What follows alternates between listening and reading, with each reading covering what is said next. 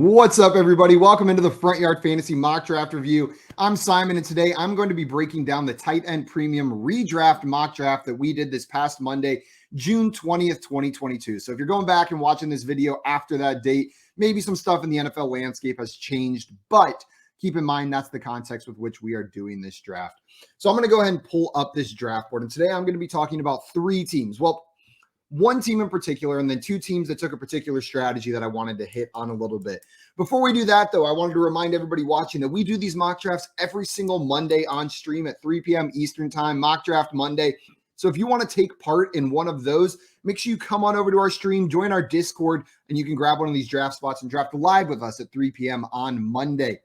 Now, to get into this draft a little bit, I mentioned it was a tight end premium league. For those of you that do not know what tight end premium means, it is just like PPR, except tight ends are going to get an extra half point per reception. So all players will get 1 point every time they catch the ball, point per reception, but tight ends will get that extra half point whenever they catch the ball. So 1.5 PPR for tight ends.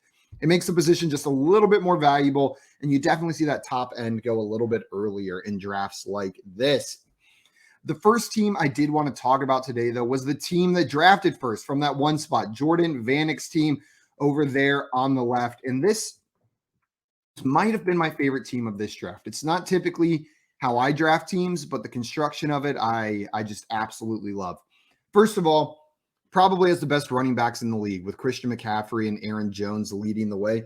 Christian McCaffrey, if you told me every running back in the league is going to play 17 games this season, I would put my money on Christian McCaffrey to finish as the number one overall PPR running back. Now, that's a big if, right? We haven't seen him complete a season in the past couple years, but hopefully he's able to stay healthy. And at that point, I love Christian McCaffrey. Aaron Jones, I know people are worried about him, but the dude had 6 receiving touchdowns last year. Devontae Adams is gone. Aaron Rodgers loves to throw the ball to people that he trusts. And you know who he trusts? Aaron Jones. This guy's receiving upside is unreal this year. It more than makes up for the fact that A.J. Dillon is stealing some of that work on the ground. Because you know what? He was already doing that last year. So I love these two picks to start the draft out. Now, maybe the one pick that I don't love in this draft is this next one, Darren Waller. And Darren Waller, this isn't an anti-Darren Waller take. He's one of my favorite players in the NFL. But for fantasy this year, there's just too much moving around in that offense for me to feel comfortable spending a draft pick this high on a guy that we didn't see it from last year. Darren Waller did not show up in the games that he did play last year when he wasn't injured. It was a bit disappointing. And now you're adding Devontae Adams to this mix, a new coaching staff over there. Hunter Renfro's back, obviously. Darren Waller thrives on volume, and I'm not convinced that that volume is going to be there. So I think that was a bit of a stretch there on Waller. But the receivers after this, I feel like bravo, Jordan, for waiting on receiver until the 4th round. Put it together beautifully for the construction that you have. Because you have such strength at running back, I love going with these high upside, maybe slightly riskier wide receiver picks. And a lot of them follow that trend. You've got Jerry Jeudy. Russ is new in town, and we don't know who's going to be the primary receiver in that offense. Remember last year, whenever Matthew Stafford went to the Rams, most people were thinking it was going to be Robert Woods, but it ended up being Cooper Kupp. While I think it's going to be Jeudy, it could very easily be Sutton, or maybe we see the ball spread around a bit and guys like Tim Patrick, KJ Hamler get more involved. But if Jeudy is the one for Russell Wilson in this offense, the upside is unbelievable. Marquise Brown, similar, new situation, but he switched teams. Should be the clear wide receiver one on that team, at least until DeAndre Hopkins comes back. But wide receiver switching teams doesn't always go how we think it's going to. And DeAndre Hopkins will come back into this offense at some point this season. And I don't know what that means for Marquise Brown. So, again, another high upside but risky pick. Juju Smith-Schuster and Sky Moore I'm going to lump together because there is value to be had in this Chiefs receiving core, most likely with Tyreek Hill gone. You're going to be able to find some value. Now, who does that value lie with?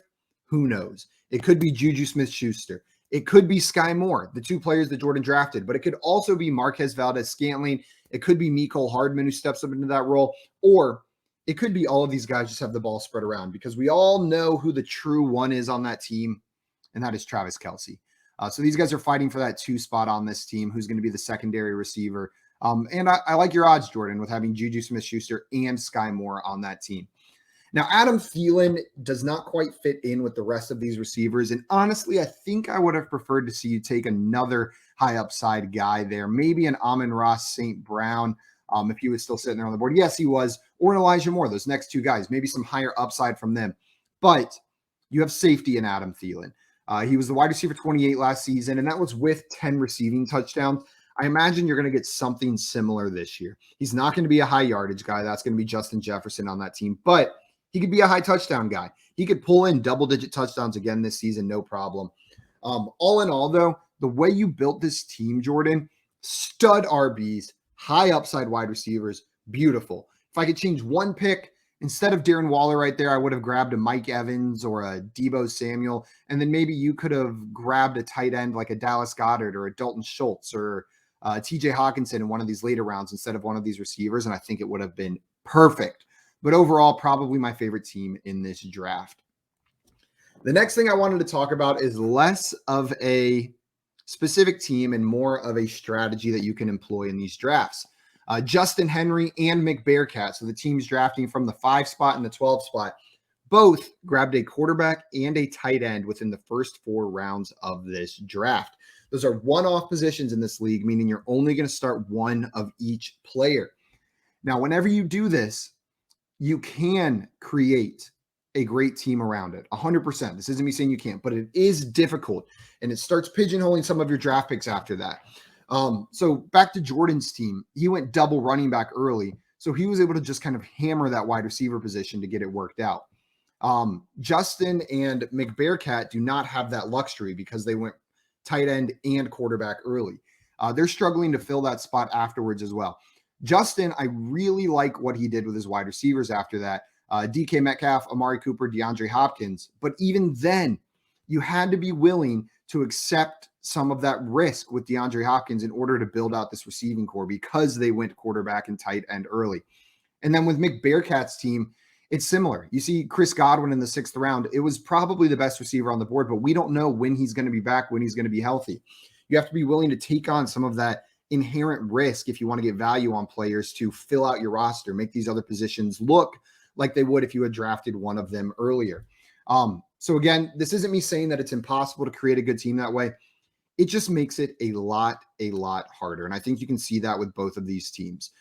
Not saying that these are bad, but just look at the position afterwards. McBearcat, Deontay Johnson, then the next receivers are Chris Godwin, Hunter Renfrow, Christian Kirk. That doesn't quite stack up with some of the other receiving cores in the league. And then Justin, his running back, Saquon Barkley, great, but there's risk there.